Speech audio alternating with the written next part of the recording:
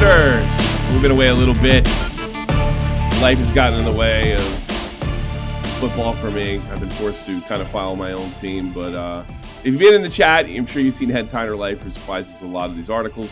And I'm sure you've seen a Nick in there. And there has been a few streams. Watched, just the other day, we watched Red Bull. They'll be playing Columbus tonight, looking to eliminate the champions. We'll get into a little MLS as well. So we'll try to go over some of the big stories we missed, like the firing of Mr. Ten Hag, sending him back to the Netherlands with you. The Netherlands.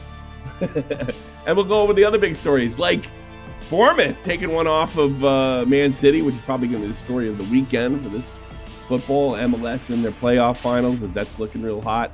We're getting to the we're getting through the fall, pushing towards the winter. The German break is on our heels. Champions League is looking more and more interesting. We'll talk about whether we like. I want to ask the people out there, and if you have a comment about it, I'm interested. How do you like the Champions League so more now that it's shaping up the way it is? Now that you got an idea, I personally think this is much better than two nobody teams playing in the. It's an actual league. It's a league. Champions League's a league, and I like it. I like it. We'll talk about that a little more later, but first and foremost, one of the biggest upsets we have over the weekend, and of course, your boy not looking happy, is he? Not looking happy. The only thing I got to say about this is this: Liverpool's in first place. Is this a fluke? Is this a freak? Is this like they're going to lose games? This has been the first time in 30 some odd games that they lost at home. This does happen from time to time with good teams, or is there something more to worry about here? I think we see this every time City win the league. They always have the odd loss to a team like Bournemouth in it. I think in the past they've lost to teams like Crystal Palace and then gone on to win the league. So I think it's just one of those. They always seem to end with 1, 2, 3 losses by the end of the campaign, and it's never the teams you'd think. It's never really like an Arsenal or a Liverpool. A lot of the time it is just a Bournemouth sort of come out of nowhere and sneak a win. I think it's just a one-off. It happens sometimes. They had a bad day. But in terms of the league, I don't think it's not really done too much damage to them. They're still quite close to Liverpool. I think Arsenal are the team that are in bigger trouble after this weekend than City, despite this loss. I would agree with that. We're going to get into Arsenal a little bit later. It's looking more and more like they're not going to be competitive for the number one spot every single week. How much do you think the Kyle Walker injury is playing into the loss today? Or is this, again, are you going to stick with the story that this is just big teams lose to little teams once in a while? That happens, even great teams. I think I'm going to stick to that because we've seen it before. Kyle Walker's not always fit all the time, and that was like when we got Stones playing at right back, and he was sort of a revelation there.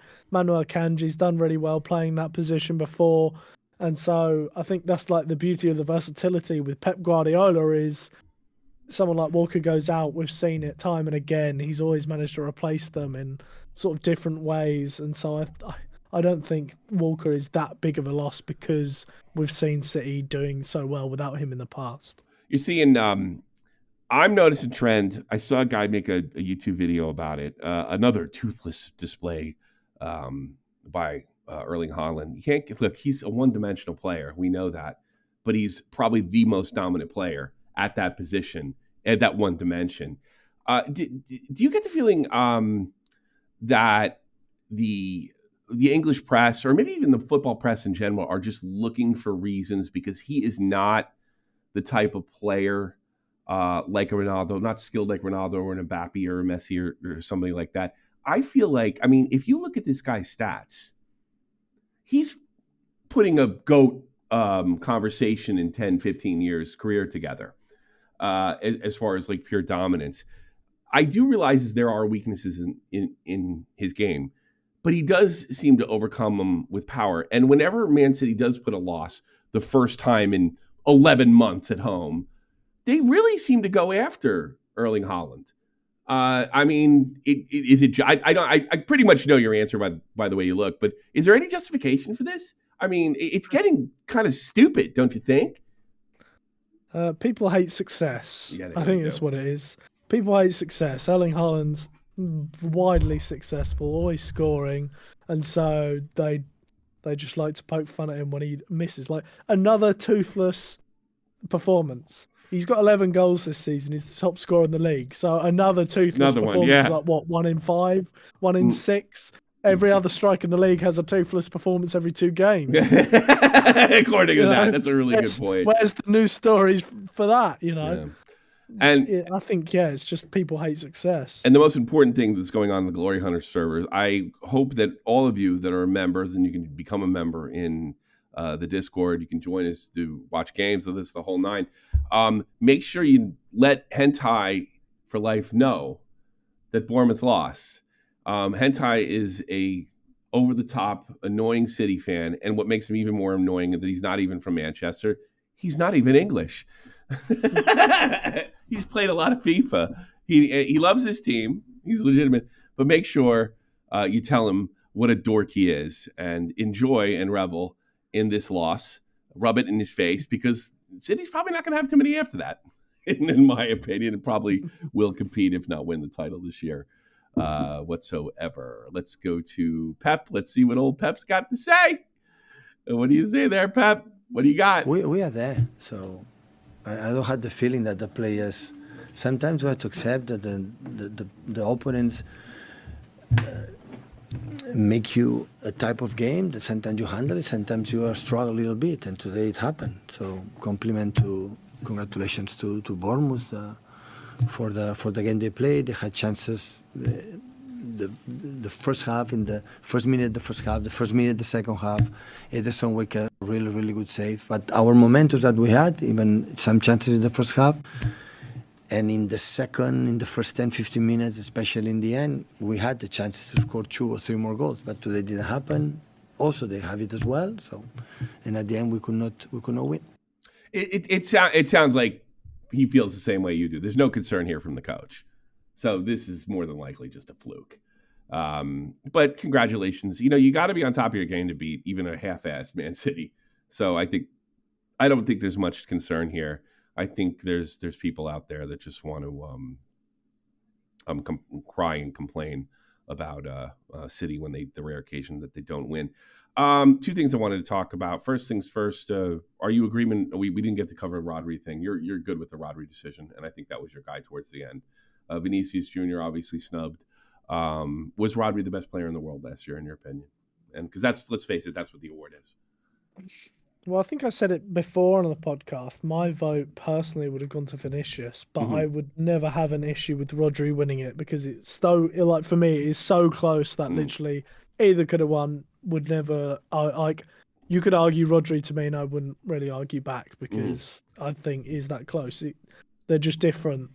Vinicius was the best player on a Champions League and La Liga winning side. Rodri was the best player on a Premier League and Euros winning side. Yeah. So, I don't really understand all the discourse afterwards where people are acting like it's some absolute disgrace that Rodri's won and Vinicius didn't, when it's like both weren't exactly like star-studded names that you're going to be looking back on. I'll give you the reason. I'll give you the reason, and it's probably culture war-ish. Vinicius has dipped his fingers into the culture war to some extent. One of the things that look, saying racial slurs at games and stuff like that, unacceptable. They have rules against it. I'm not going to sit there and get in a debate about that. But I do think that Vinicius incites them, and then he complains to the media afterwards. He incites the ultras and complains, and they seem to be pointing to Vinicius, which I do not think he's the guy. He's not the Martin Luther King of football. And they're trying to make him that guy to some extent. So he didn't get picked, and that's the media's pick, and therefore they're going to have a fit about it. But I think the reality is exactly what you said. You could have picked both of them, and you can't cry about either of them. Interesting that Jude Bellingham kind of lost, because he was kind of the favorite, I would say, by this time last year, that he didn't pull it off. I think you can make argument for Harry Kane. I think you could have made an argument far down the list. Don't think he deserved it for Florian Wirtz, to be perfectly honest with you. I think they were the type. Yeah. That is the thing. Is like everyone's complaining about Vinicius, but Florian Wirtz was nowhere near the top when he was one of the best players in European football. Lautaro Martinez, I think, was massively snubbed. He came 7th despite being Like he scored like 37 goals in the Europe last season, won Serie A title with Inter Milan, and won the Copa America with Argentina. You know, I he think was I can phenomenal, and yet he came seventh in the running. You know, like say Florian Wirtz. I think Bellingham might like. He genuinely had an argument that he could maybe have said Sure. I was the best player for Real Madrid, so he could have maybe been ahead of Vinicius. I think there's so much leeway there Yeah. that to act like this is some great robbery is just absolute bullshit. Here's And another fact guy. that Vinicius is playing up to it, even though I said I would have picked Vinicius, I think fuck that guy, because the way he's acted is absolutely pathetic, and the way Real Madrid have acted is absolutely pathetic as well. Real Madrid won the best club. Carlo Ancelotti won the best manager. You know, they won all these awards, and yet no one was there for it because they were throwing a tantrum because Euros and Premier League winning Rodri beat Vinicius in the vote. Well, I do. I think this is a culture war thing, and I don't want to sit there and downplay Vinicius. Right? I'm not cool with his attitude and the way he handles himself. He's still one of the best players in the world. Here's my argument. Here's the player you haven't mentioned. Now, I understand that one's a winger, one's a center. Last year's stats. Who do you take, Harry Kane or Vinicius? I'm taking Kane. Just by production alone. And you could make that argument, and you could make the argument that Vinicius is better than Kane, and I can accept it. It's not like a completely ridiculous thing. There's another guy right there and then. That's the thing. Like loads of people have pointed out online, they were making fun. Jean-Philippe Mateta, Crystal Palace's striker, had more goals and assists combined than Vinicius Jr. last year in a tougher league. This absolute robbery that Vinicius didn't win the Ballon d'Or. He had less goals and assists than Crystal Palace's striker last season, Bingo. who didn't even get nominated. Which is a tougher league than Liga. Where is the outrage there? No. It's ridiculous. It's ridiculous. Honestly, these awards are media driven. I think if you want to get outraged, the more time goes by, I think people think that Haaland got snubbed. I've heard that before. Basically the World Cup carried Messi to a Ballon d'Or victory, a Ballon d'Or that he really didn't need. And did City not turn up? Did Haaland refuse to show up and absolutely kick up a fuss? No, Haaland won the treble last year. He broke the scoring record in the Premier League. He had an absolute ridiculous year. Haaland's year last year was 10 times the season than Vinicius Jr. has had this year. Yeah. And he came second, and he showed up, and he congratulated Messi. Sure. City were there, and he was a gentleman about it. Absolutely. Vinicius Jr. with, all right, maybe he was the best player in the league. No, in the Europe last season. But Rodri has a very good argument, and he's throwing a temper tantrum. They didn't show up in anything. That's absolutely ridiculous. Like I say, if Erling Haaland can have a way better season, lose out, and still be a gracious loser, then it is absolutely disgraceful what Vinicius. There's a lot of people that have gotten probably screwed over the years that I can't think of them off the top of my head during the Ronaldo Messi run on Ballon d'Ors. I'm sure there's a few guys that may have been had better seasons than Messi, arguable that were, or at least close seasons that probably could have got it. So he's not the first one, and I really think this is one of the reasons, although obviously the racial stuff's not acceptable. One of the reasons that he's disliked as much as he is by the fans. I think a lot of people don't like Vinicius stuff, and then has nothing to do with the color of his skin, is the way he carries himself. And there's a very good card to pull out there when you don't carry yourself well. You can pull the race card. And I think it's you're not a class act, and that's a fact. You are not a class act, and there's lots of other guys out there with same skin tone that has much more class. There you go. Let's move on to the other thing I wanted to talk to you about when it's taking on the culture war stuff, which we normally try to avoid. I don't think we got to talk about it too much, but the England coach, not English. Thomas Tuchel. Yeah, Thomas Tuchel, who's a great coach and probably one of the best guys in the market. And the British press really behaved abominably. Let's go to the other that Thomas Tuchel got in there. I guess it's not going to kick much of a fuss, but because Germans being Germany, and I do get the feeling, I had my friend Sasha told me stories. He was in England on a business trip, and I think it was just a friendly. So he met up with his English buddies in London to watch the game, and Germany ended up winning the game. We're talking over 15 years ago, and I've been around this guy Sasha always busting balls. Everybody's, busting balls about Frankfurt or Munich or what have you. It's like, oh, did you bust some English balls? And he's like, no. Why not? It's because I was in England. I was like, I'd have busted their balls. He said, you can bust their balls. We can't bust their balls. Do you think? Yeah, and there's something, it's. I guess, is it time to, considering it's been 80 years and none of us were alive when this happened, to let some of this shit go? Because I do think there's some undertones there about having a problem with the German guy. I think if you said to me, if you're an Englishman, I would much rather have an English coach. I could accept that. But this is the best guy in the market. Or maybe a Big Five team shouldn't be able to go out, because Americans are the ones that hire the foreigners. The smaller countries hire the foreigners, and I guess that's a little bit of a defeat. But this is a very good coach you're getting. Am I onto something here? Did the English kind of got to let World War II go a little bit and just kind of grow up? What do you think? Yeah, 100% agree. But then you're half German, they'll so just call me biased because I'm half German. You're half German. Exactly. So, I live in Germany. I'm married to a German, and you're half German. Exactly. I can't comment on it properly. We can't win. Even though you consider yourself, you do consider yourself, you identify as an Englishman. You always root for England. You're pro England with a little bit of I watch some Bundesliga. I think that's how I sum you up. But I think the English got to grow up a little bit. And I can understand the average ultra being pissed off about this, but not your average reporter. It seems to be. I saw it all over Twitter. I saw it. I even showed it on to my wife, and she thought it.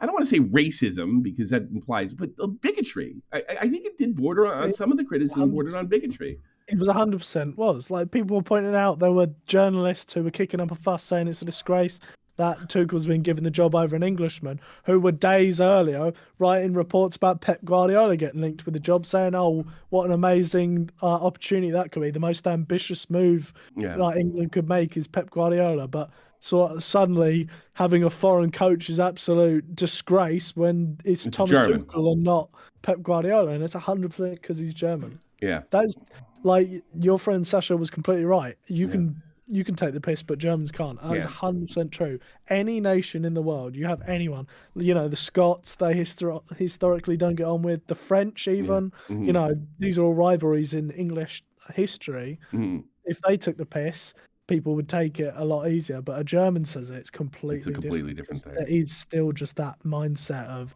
Germans are the enemy. And it's not. It's just not true. They're not the enemy. They're a neighbor country, a friendly country, and a good ally. And have been since 1945. I mean, come on, it's been long enough. Yeah, let's get over this shit. Well, another thing too is I remember freaking out, probably a little too much, reading about this German kid going to America, and they're really picking on him. It got involved. The police ended up getting involved. They're calling him Augustus Gloop. This poor kid, because he looked like the kid from Charlie and the Chocolate Factory. That's what I called my son when he's tiny and fat. We just called him Augustus Gloop. But there is still there is still bigotry among Caucasians out there, and it's like all bigotry. It needs to go. We need to get over this shit. I can understand if there was a war going on. I got a grandfather. He didn't have nice things to say about the Germans. It would have been weird marrying my wife had he still been alive, but we all need to get over this shit. Messi, after a pounding Atlanta forces a game 3. Messi had a lot of opportunities, couldn't finish, made all those great passes, the double passes right in the box. Couldn't quite finish, a lot of stuff just over the bar. Here's how the system works in MLS. In the first round only, for reasons I don't understand, is a best out of 3. If you don't know what a best out of 3, for all you Europeans out there is no aggregate. It's the first team to win 2 games. That's it. Messi will face elimination in the next game against Atlanta. They will be going back to Miami. Lucky for them, because they won the Supporters Shield. They're the winningest team in MLS history. They'll have home field advantage for the rest of the playoffs. How bad a loss would it be for MLS if they're out in the first round? I mean, keep in mind, Messi was in the playoffs last year. They barely missed. It's because they dug them. That Miami had dug themselves such a hole, but they ended up getting a trophy, a big trophy anyway, with the League's Cup. How important is it for Messi to win this thing, or at least have a deep run in your opinion, as far as like American football goes, American soccer? It's hard to say, honestly. As far as viewing figures go, yeah, you'd expect they'll 100% drop as soon as Messi's out, right? It will. But long term, I'm not sure. Honestly, I don't really know how much of an impact. Like, I just get the feeling that as soon as Messi's gone, the interest will go again. Sort of similar in the past with like Beckham. As soon as Beckham went, the interest went. So I'm not sure if whether Messi wins or not matters really matter too that much for the league. Just as long as he's playing, at least the viewership and the attention will be there. But like I say, I'm not really sure long term how much of a difference it makes. I think you hit it right in the head. When Messi leaves, the league viewership will drop off. Everybody knows that. It dropped off when Pele left the NASL. It dropped off when Beckham left. But the thing was, when Beckham left, especially Beckham, you saw an increase of quality. I think that the MLS is obviously below the Bundesliga, but above the second league in Germany. I think they could handle most of those teams. It's a very, very, very good league, strong. And all you got to do is look at the salaries and look at the budgets for some of these MLS clubs. I think they're kind of on par with like a Belgium league or something like that, or a Belgium First League. They are a very, very good league. People don't like it because it's American. There's a little bit of bias there and what have you, but this is really strong stuff. And I think what happens is it's just sort of, I think what you were suggesting, it's not about the now. It's about 10 years from now. Beckham left, 15 years ago, 10, a little over 10 years ago, and you saw the quality rise. And I think this will actually continue no matter what happens. That being said, I think it's still important that Messi wins a championship in the States. I think it's important, but still, when he leaves after next year, because he only has one more season, that's it. Then they're going to have to sort of start from scratch again, and I think that'll be just the way things go going forward. Anything else? I would argue to the contrary, in the fact that if you want the quality to go up, I think it's more important that Messi doesn't win it. Really? Because that's interesting. If you're looking at it, if Messi and the Barcelona players go in and win, people are just going to be like, yeah, okay, then it's like an easy league because they just stepped in and won it. But if Messi can't win it, then it says to players, the people around, it's not just these Barca guys stepping in and walking through the league. These guys are legit and they managed to stop Messi winning. So if you're a player, you're thinking, okay, maybe these other teams in the MLS are actually a higher quality than everyone expected because Messi struggled to win something whilst he was out there. Whereas if he just wins it, it's like, okay, yeah, sure, Messi stepped in, won the league. Here's where I disagree with you. I think you're right, but for different we're both right, but for different reasons. You're talking about European respect. Yes. That's the question. Will they respect? If they lose right now and they're beat by a team, yeah, then the average MLS player is a lot stronger than they used to be. You're 100% correct. But I think it's important for American fans to get into it for Messi to win. As far as, and I'm sure the league sees that way. So I think I'm thinking short term, you're thinking long term. I'm thinking as far as like players go, like if you're a young player choosing where to go and you see the MLS and Messi's just walking through winning it, you're thinking, I've got an offer from Columbus Crew here or like a Belgian league team. I'm thinking, oh, well, MLS is a lower standard. Look how Messi just walked in and won. But if it's, oh yeah, the Columbus Crew, that's that team that stopped Messi and those Barca legends like Suarez and Busquets from winning the title. Oh, actually, that could be a decent level for me. I think you're right. Thinking from a player point of view, maybe you can get higher quality players to step in. But I see what you mean about the fans. I think the fans, but as far as selling it to the American public, they got to win. But I think to gain their respect, I think your scenario has to happen when you go, well, yeah, those Atlanta guys figured out a way and they won a championship 3 years ago. And you start kind of factoring all those things in. Yeah, I think you're right. And then, of course, professional players, guys like Ricky Puig and Mr. Vince here on New York, guys that could probably have shot at a Bundesliga or something like that. Maybe they make that cross and say, why don't I go to the States? Maybe I want my career to take a different path. And those things become more likely, I think, when your scenario happens. But I think short term, getting American butts in the seats, yeah, I think Messi's got to win. I think it would probably be ideal for Messi to win this year and then get beat in the final next year. if you want to talk about story stuff. And then, you have some Yeah, you big club. you get more of the people in with a win this year, and then next year someone beats him to show Yeah, the MLS isn't just a pushover it for isn't. someone like Yeah. Messi. And I don't think it is because I can go through the list of players that haven't won shit. Lothar Matthäus. I can go like if you think you're gonna get an easy ride, it took once they got Robbie Kane over there in L.A. That's when they started winning. It took a while for you can't just be Beckham. You can't just be and Cruz. We haven't seen that scenario happen in this league. This is the closest thing. And keep in mind, Messi was barely there this season. Due to injury and playing for the cup for Argentina. So, this is if you think you're going to cruise, I mean, they just got Giroud in LAFC, right? That's a huge pickup. That guy's still first rate over here in Europe. Still first rate. It's not a guarantee. Galaxy's hot right now. You might get it out of Trafico in the semifinals right now. I don't think just because they have Giroud that LAFC is going to walk past Galaxy in the semifinals or even get there. So I think the quality of the average MLS player, because of the Beckhams, because of the Pelés, have gone up on average. And the fact that, the United States is a very rich country. And that's another thing. Players, I get overpaid in the States. I could play the second league in Germany or I get first league money in the States. I mean, there's a possibility. So it's something to think about. And either way, I want a good game. Go Metro Stars tonight. We have a chance to knock out Columbus. I guess that's something else I want to talk about real quick. Columbus probably they never finish first. They never win. They're a tournament team, Columbus. They won the MLS Cup. They did lose the Champions League or the Champions Cup as they call it now. They end up winning the Leagues Cup this year. This team wins tons of trophies. They don't seem to win the Supporters' Shield. They're really dangerous. And Metro actually put them out at their heels. And I'm sure Miami would like that if they're still in the playoffs after the end of this week. So I'm kind of pulling for the Red Bulls, Metro Stars, whatever you want to call them.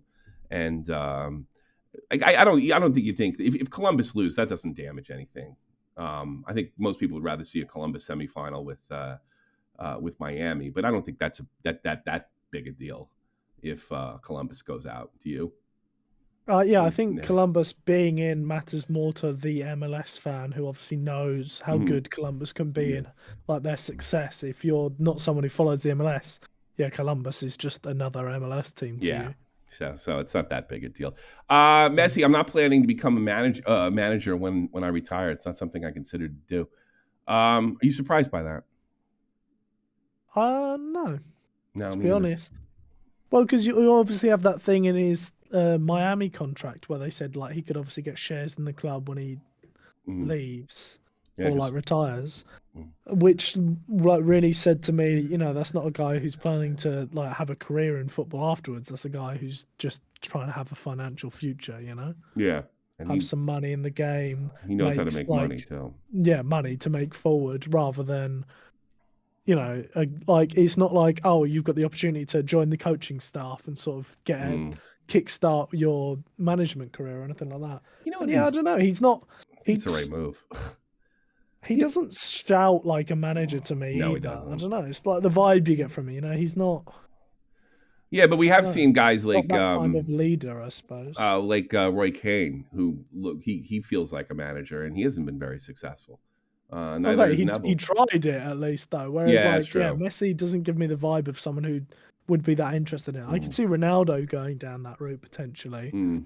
But Messi, he seems like he's an on-pitch leader and like he's going to help his teammates out, but he doesn't see me as like a shout from the sidelines telling you everyone what to do kind of guy. No, I don't see that either. And we have her. I think you have to be kind of socially sound to be he doesn't look, he's not a bad guy by any stretch, but he is a little weird. He is strange. I remember and I didn't think it was a fair credit. I didn't think it was unfair criticism at the time when we did the panel with Green Man, and he mentioned that Messi can be petulant when he loses. I think that was the case 10 years ago. I don't think that's the case anymore. I think he's a grown man, but we have seen that. Remember when they got eliminated from 2010 Euros? Was it? Yeah, there was it Euros? Was that World Cup? No, was it 2008? World Cup. Or or was it 2008? He was talked about never playing for Argentina again. He was a much younger man then.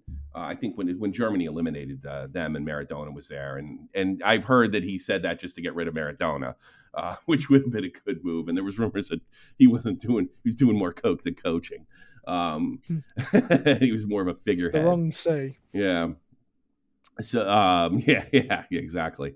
Poor Maradona's not even with us anymore, probably for just that reason. But yeah, I don't see him having the personality. You have to be a little more gruff, I think. But then again, well, it's tough to tell with him with the teams that he had. You take Zidane. He doesn't have a gruff.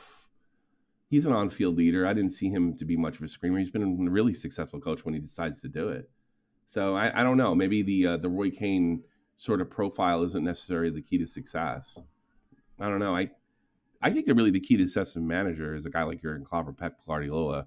More so Klopp than Guardiola is to get what we call in hockey grinders, guys that know how to stay in the league. Now Guardiola was a first-class player, but he wasn't the most. I mean, I'm sure he had to hustle to stay on Barcelona when he was playing. You know, he wasn't a gifted athlete by any stretch. Neither was Jurgen Klopp. But they found ways to stay pro, and I think those are the guys that you want in there. Finding ways to stay pro means finding ways to win. But again, I honestly, if I had to guess, the reason Messi's doing this is because he knows what I know, what Zlatan knows. There's a lot of luck in managing, and they probably get too much credit, and they also get too much blame at the same time. A lot of these managers. We're going to talk about Ten Hag a little bit later. I think he's a perfect example because I don't think he's that bad a manager. I think it's just wasn't a good fit.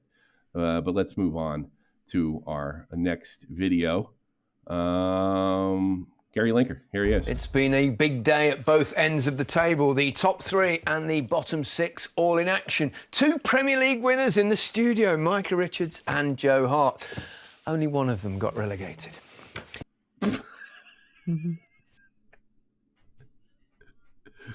Was he that? He gets picked on.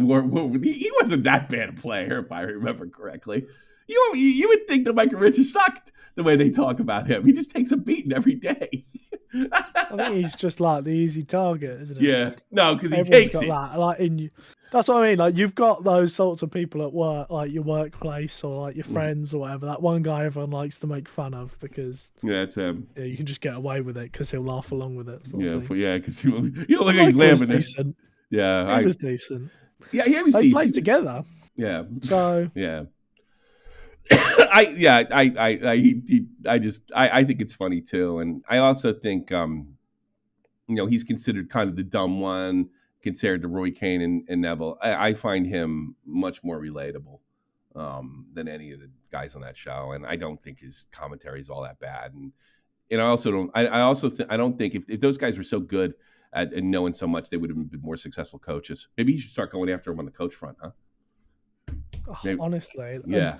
Gary Neville. Speaking of Gary Neville, earlier I was watching Chelsea versus Manchester United, and he complained multiple times throughout the game about players stopping the ball, and he's like, I really hate that these days. These players, they keep stopping the ball. It's something new that keeps happening. Keep the ball moving. I just don't understand it. And it's like, yeah, these are top coaches who have been successful in the Premier League who are telling their players to do this, and you're bitching about it. And how did you do as a manager? Yeah, exactly. Like, maybe there's a reason why you don't understand it. It's like, quit bitching about it and be like, oh, just Maybe don't there's a reason understand you're why not the doing English it. coach.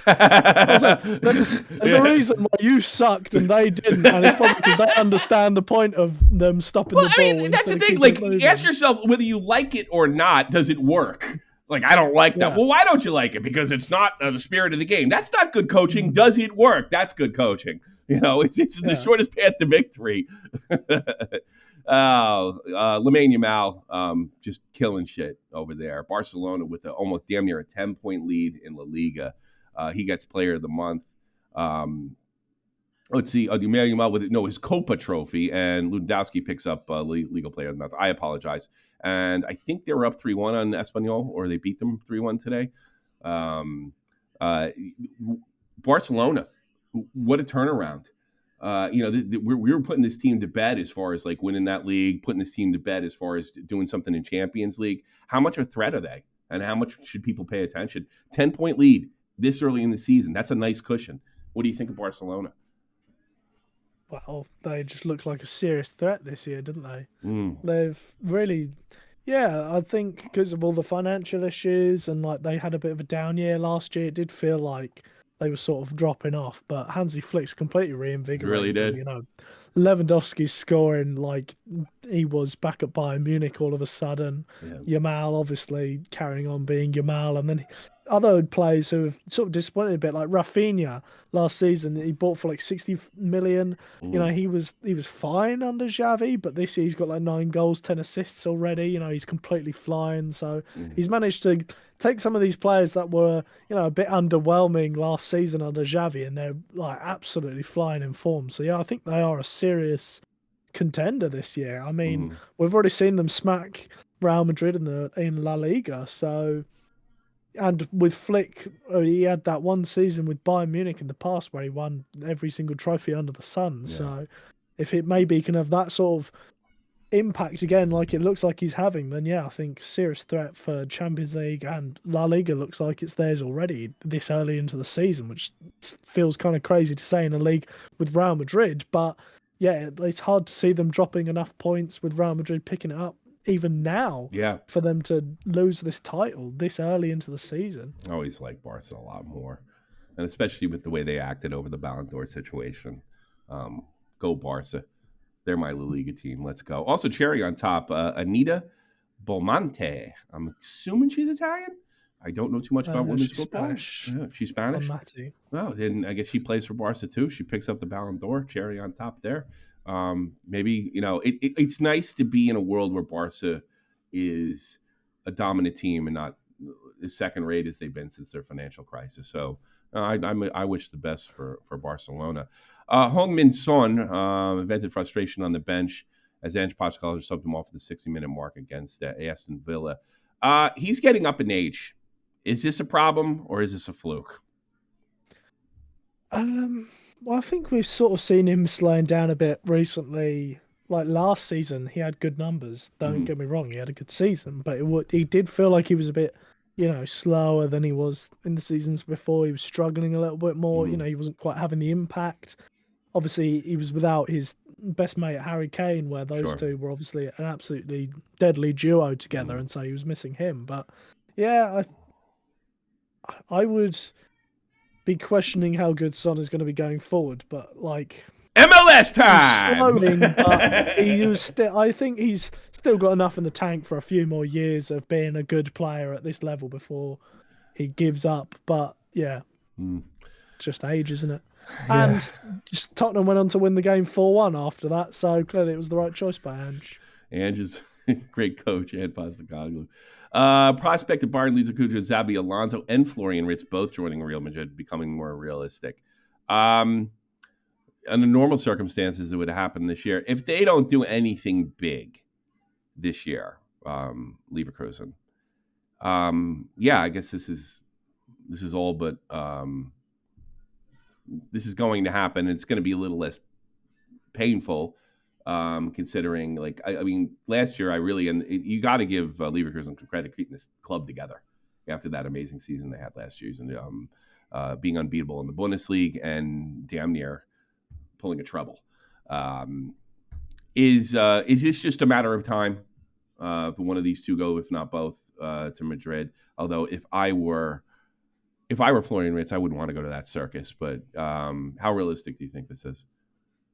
I believe Xabi Alonso. I thought Ancelotti was going to leave like a while back, like midway through last season, before the Liverpool and Bayern rumours and stuff like that, and before Ancelotti agreed to stay. There was a lot of talk of Ancelotti going to Brazil as Brazil manager, and Xabi Alonso was meant to take over from him, and that was like early last season.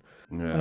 And the fact that Xabi Alonso didn't take a job this summer really sets up nicely for Ancelotti to potentially leave in the summer if Real Madrid don't have a great season, which looks like they're headed in that direction. You know, like we just said about Barcelona, looking like even now it looks like it's their title to lose. And Champions League, they don't look like the best team in Europe at the moment either. So there is potential if they don't win anything, Carlo Ancelotti goes, Bayer Leverkusen don't win anything. Xabi Alonso, a man who spent a lot of years at Real Madrid, perfect scenario that for him to step in and replace Ancelotti. So I completely believe and could see that side happening. Wirtz, however, where the hell is he meant to play?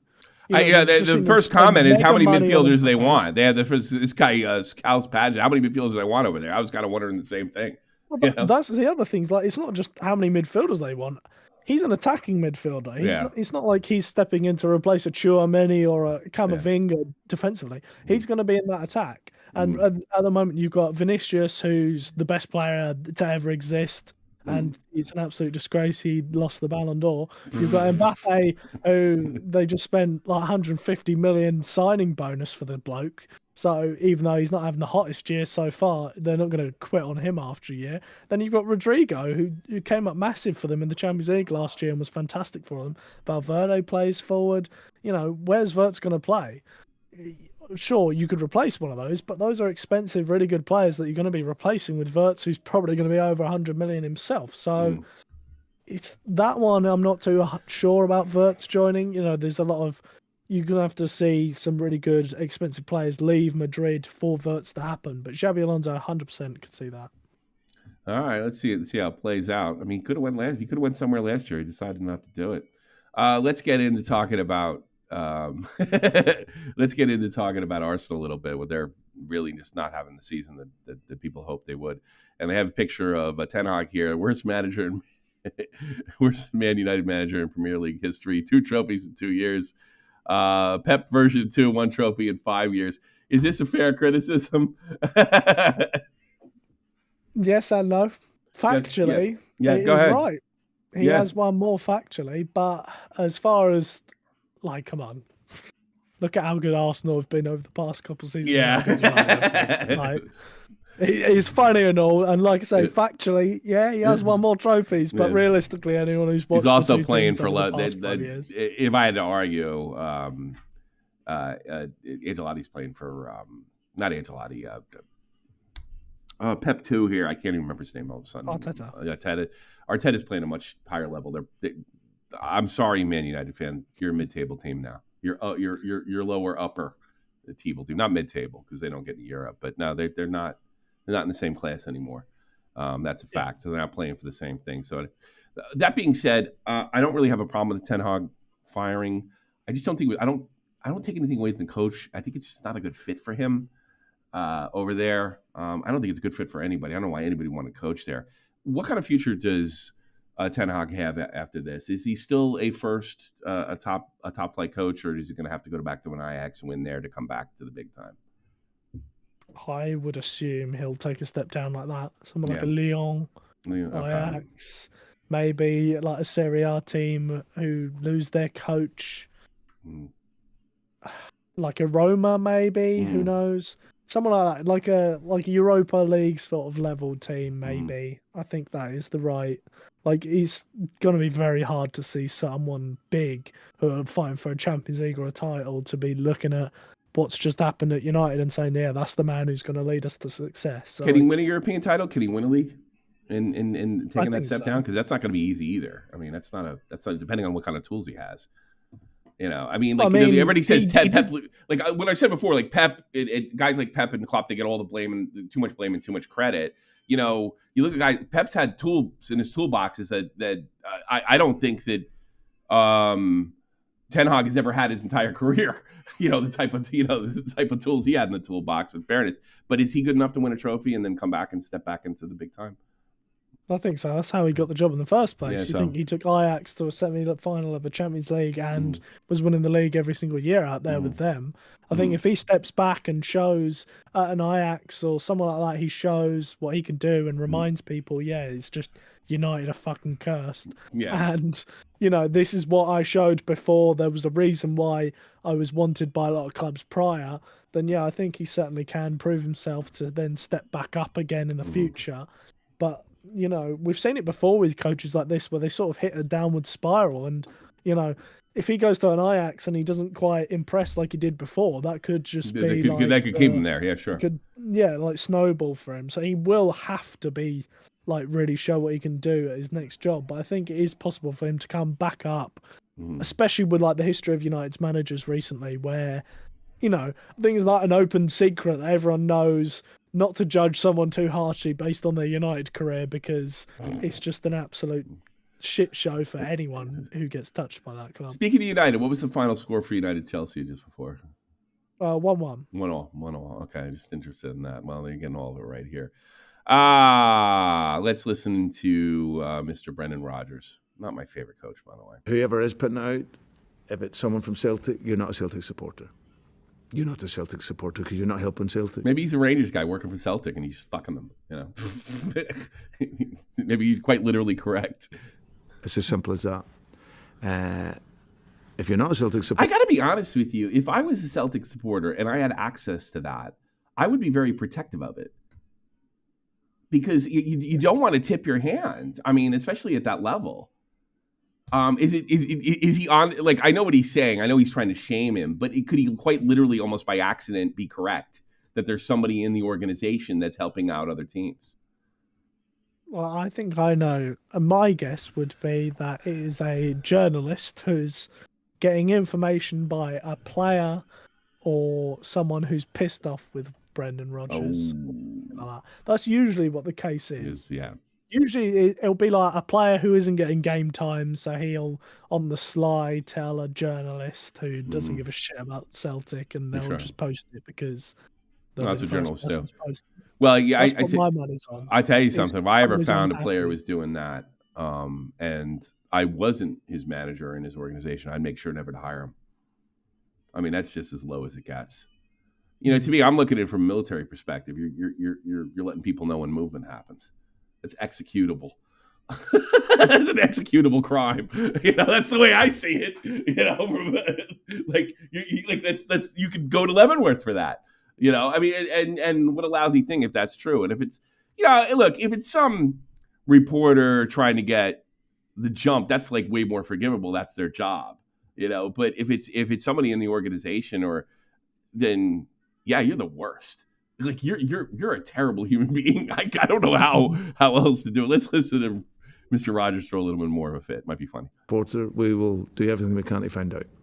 But for me, I don't get angry about it. It's just something that it could have fooled me. The modern world now, isn't there? So much communication. There's so much out there. My focus is really just trying to perform, and because, like I say, I think the biggest thing is that you can still know the team, but I would like to think it won't be until you play Celtic and you stood in front of them that you feel the intensity. That there you can never know until you play against it. I agree with him totally, and I think it's just lousy if somebody's doing something like that.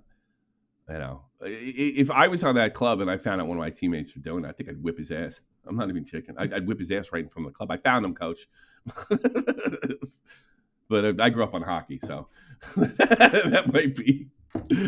There was a player, Eric Lindros, and he was sleeping with one of the players' wives, so they got a goon from another team to come and beat his ass in practice.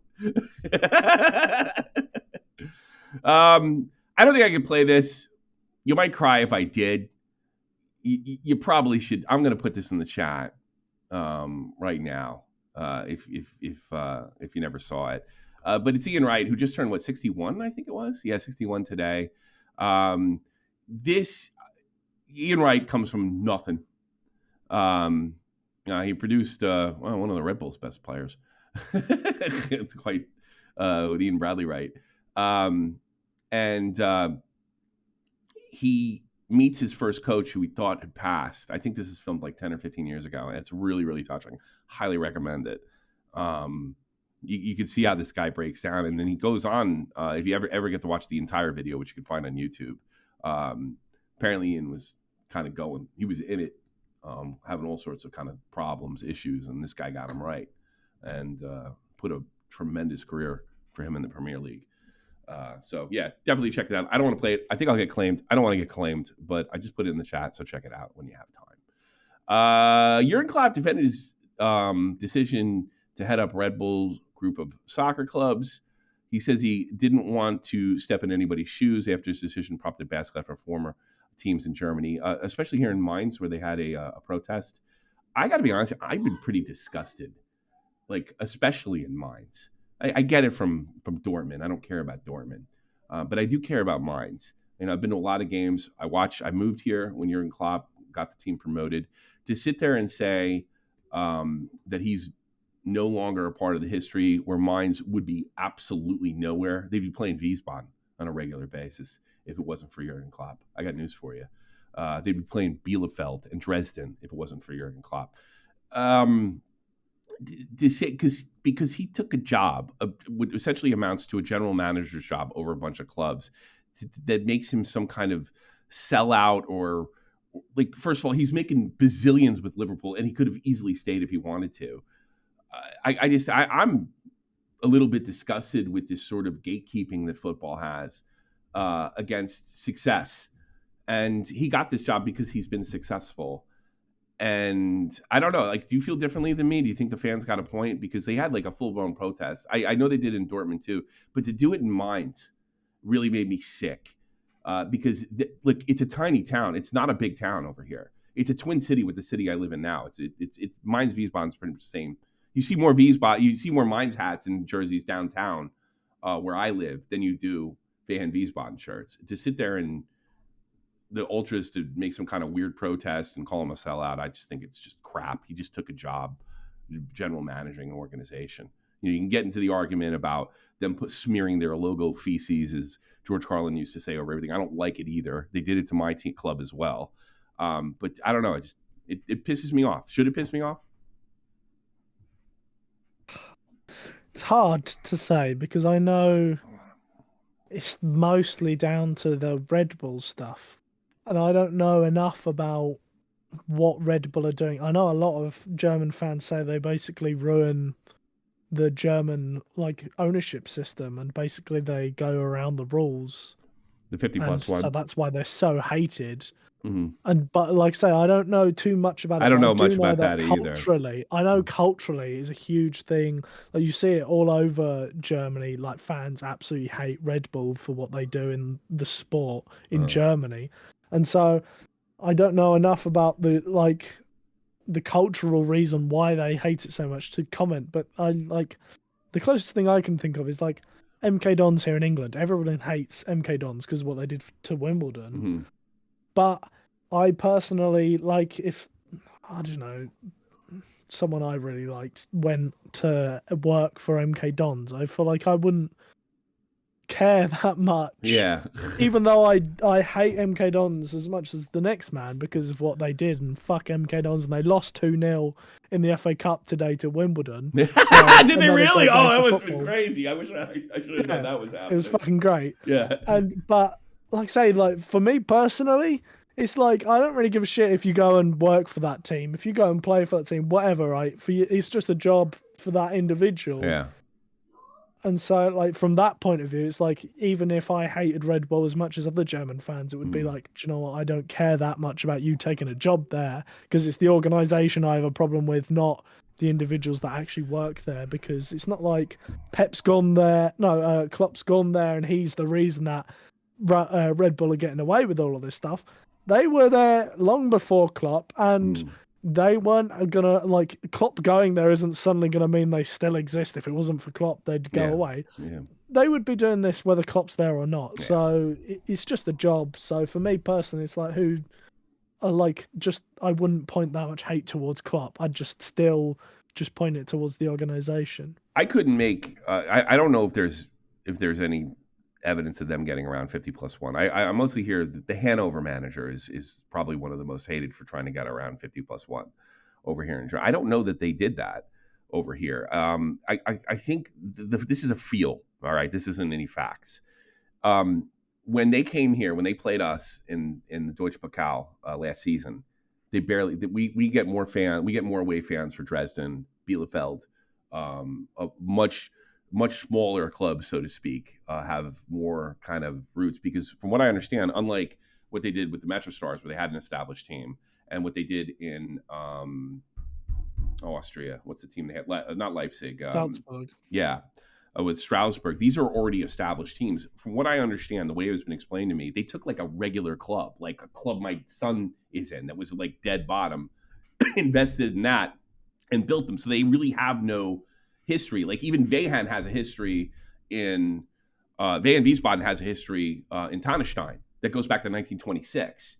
That they were kind of a big Berserker League attraction in that at that level. So they have this long history where this club didn't have any of that. They just bought it, put the Red Bull logo on, and slowly built them up because they're able to pay for the salaries over time. And I can see how that's irritating.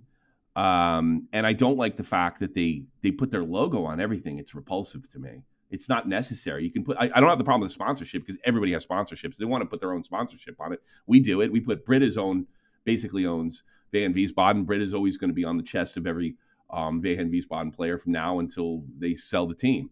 That's just the way it's going to be. But to have so much animosity over a guy taking a job who's essentially deciding what players go where, and that's just about it. And the fact that you brought up that it's not going to change. They figured out, if they did figure out a way around it, they figured out a way around it. And it really seems misplaced, especially in minds. I don't care so much about Dortmund because, fuck Dortmund. I don't think they appreciated him when he was there anyway. So this whole sellout stuff, I think it's really just a bunch of gatekeeping nonsense. You could not like it. I don't have a problem with that. You could that sucks. They're kind of going to a corporate team, but to sit there and attack a guy that's, I think, given a lot to German football and just football in general is just, I think, kind of lousy. All right, we're going to memes. I don't get this one. Is what he's losing his hair? Is that what they're saying? Probably. It doesn't look that bad. I have a worse widow's fade than him. I don't get it. I'll laugh my ass off. It's over. What do you think about him? He has not had the impact that they thought he would have. Why do you think that is? Because this happens to every big money player ever. Oh, really? Yeah. When you look at the history, when you go through the most expensive transfers in history, most of them just didn't. None of them played up to their price. Even the best ones you're talking about are Mbappe and Neymar for PSG. Who even then, an argument can be made that they were flops in the sense that they were bought to win the Champions League. They never did. Yeah. They scored a bazillion goals. They won the league every year. They're two of the greatest players to ever play for PSG. But they didn't win the Champions League, which is technically what they spent all that money on. So even then, with those, it's you can still make an argument they were flops. So I don't know. I think it's you're cursed if you're a lot of money. And also, he's never played outside of France before. New team where people were saying all of last year they're not sure how it's going to work exactly because where he likes to play is usually where Vinicius plays. And so, I think it's just a combination of they're figuring out where to play him. He's figuring out the league. He's never had to do any of this before. And there's also just the huge expectations because, this is a guy they're expecting to win a Ballon d'Or and win everything for them. And he's stepping into what was the best team in the world last year. Just a couple of months ago. Exactly. That's crushing expectations. Yeah. And so, I think he won Real Madrid's Player of the Month last year. Last month, sorry. So, I'm he does have a few goals. He's not, if he was a normal signing, a normal hyped player, 6 goals, 1 assist in 10 matches this season, those are decent stats. If that was, I don't know, anyone else, an £80 million striker that you've signed, that's fine. No one's really saying much. But because it's Mbappe, it's, you're expecting him to score every single game, scoring hat-tricks here, there, and everywhere.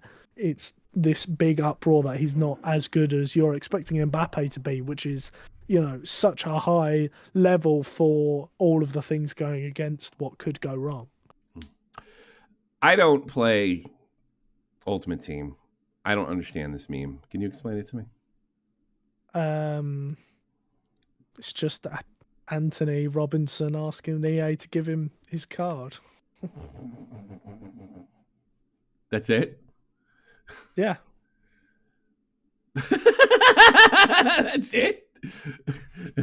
Yeah, he's asking EA to give him himself. I guess so. I think he should have to roll for it like everybody else.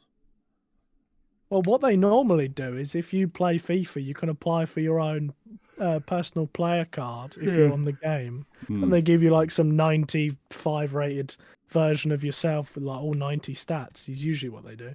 I don't think they should be doing that. That's crap. So Sasha Makhanoft has a 90 player card, you think? Considering he's an esports professional. If he applied, yeah, I think he's an esports. I don't know exactly how the thing works, like, because I know last year there was players who like had to wait until like months into it for them to finally do it. But like you see it all the time with like FIFA YouTubers and stuff. They'll get access to a player's account so they can use their 90 player card or whatever. It's just something special you get. So mocking up because he's on the game. Yeah, he probably could if he got. Well, he promotes himself as an esports pro. So he could probably get himself. Yeah, he probably as did. Like a 90 rated player. You posted this. I don't know what this is about. Hold on. What do we got here? Oh wow, he punched the ball. What? And that stood. Oh God, who were these teams? It's Preston North End versus Bristol City, I think. Oh, wow. So Championship, second division. England. So this didn't get reviewed? No, it stood. Why can't you people handle VAR? What is with England and VAR? I can understand why your fans bitch about VAR so much and how being the end of the world. It's not a problem in Germany. It's not a problem in Spain. It's not a problem in Spain. It's not a problem in the second league in Germany. It's not a problem in the MLS. It's not a problem in South America. Why can't you do it? Why? You hire retards? What's going on? Probably that. Yeah, we hire retards. That's it. So that's the thing is like people over here, they'll bitch about VAR, but then before VAR existed, everyone bitched about how shit the referees were. Well, the reason there is VAR was the Euro in 2010. Was it John Terry? Frank Lampard. Yeah. Frank Lampard. I always remember two jerk off Chelsea guys. Whatever. But I mean, I was outraged by that. This is ridiculous. Germany should have lost. You know. But yeah, that is the thing. Is like you're the reason it's there. Yeah, but like I'm saying, right? Is like they bitch about VAR existing like as if that's the issue. But then before that, they were bitching about how shit the refs were. So if you give these refs that you were calling shit VAR, obviously VAR is not going to work over here because the people using it, you said yourself, are shit. So then people now blame VAR for being bad and just forget about the fact that the people operating it are the people you're calling shit. So if they just fix the referee issue in the first place, it wouldn't be an issue. Jesus Christ. And now finally for the oddballs, we got two Braintree jerseys. And I think we may have covered this before on oddballs. I guess these were given to you, correct? These two jerseys? Yeah, I got these from Reggie Lamb. I like the gray one. That's kind of awesome. And Reggie Lamb was the guy who created these jerseys, correct? Yeah, so Reggie Lamb was the guy who scored the winning goal in the playoff final, the header. Yeah. Oh, yeah. Great game, by the way. Yeah. Loved watching it. Yeah.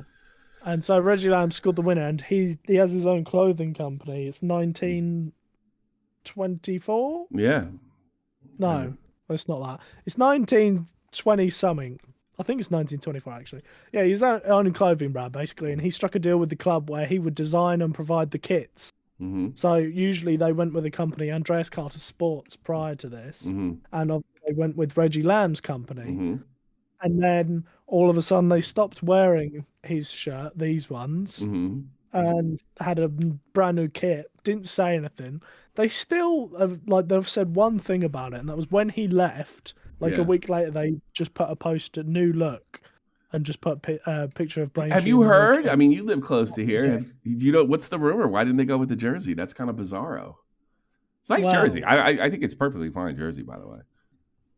Yeah. I think from what I've heard down the grapevine, it is two different sorts of things. So take it for the grain of salt, folks. We're not reporting this. Yeah, none of this is the truth 100%. This is just what I've heard from rumors. There's two sides to it. You have one, the owner, Matthew Harding, or Lee Harding. Matthew Harding's the Chelsea stand. Lee Harding, he So he gave a budget for the season because obviously we got promoted, so you needed to pay more players more money. Yeah. And they had a budget for like the wages. And then not long after the start of the season, because it didn't look like it was going great for us, he seemed to decide, you know what, I want to cut the budget, as if he's already preparing. Look, we're going to go down to the lower league with lesser money. So he wanted to cut down the wages already. So that's from what I've heard is he decided he wanted to cut wages of players. We lost you. And that's why you saw like Adesanya leave. You got cut off. There's 3 words that got cut off just before you started that sentence. What happens? What was the second thing? So they went down. They had the budget thinking they were going to go stay down there, and then what happened? So we went up. He set a budget for the season for wages, obviously after going up, and then after like 8-9 games in the season, it looked like we're in a relegation position. And so he decided, I want to cut the wages now instead of waiting until the end of the year. So he basically wants to cut how much he's paying in preparation for lesser money next season in the league below, supposedly. And that, like 1 or 2 weeks after he supposedly decided he wanted to cut the budget, the kit thing happened. And from what I've heard down the grapevine is they didn't pay for the kits. Like they just didn't pay Reggie Lamb for the kits. And so this was when he went on international duty with Bermuda, was when they first switched. So he was gone. He went off to go play for his national team, and then they switched the kits. And supposedly they didn't pay for the kits and the printing. And so, because it's like a family business, they went round there and took the kits from the club. Yeah. And they obviously switched to the new ones.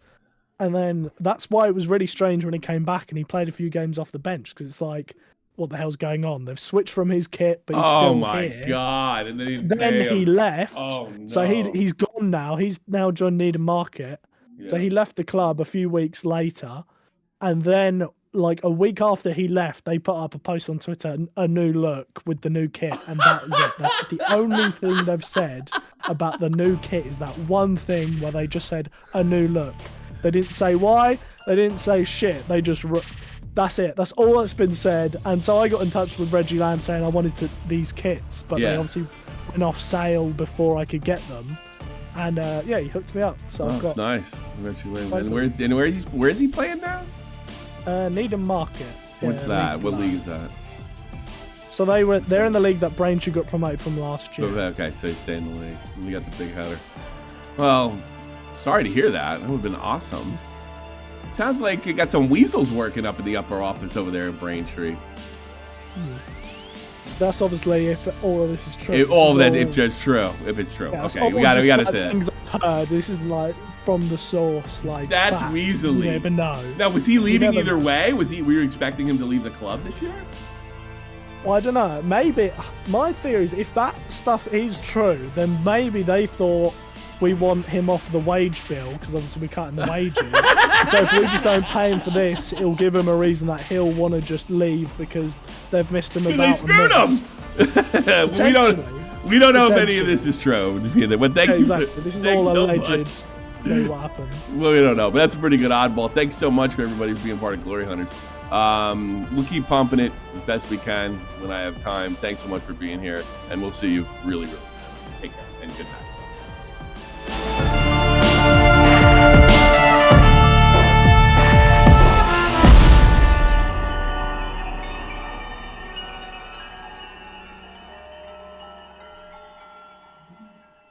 Will you send me a jersey too?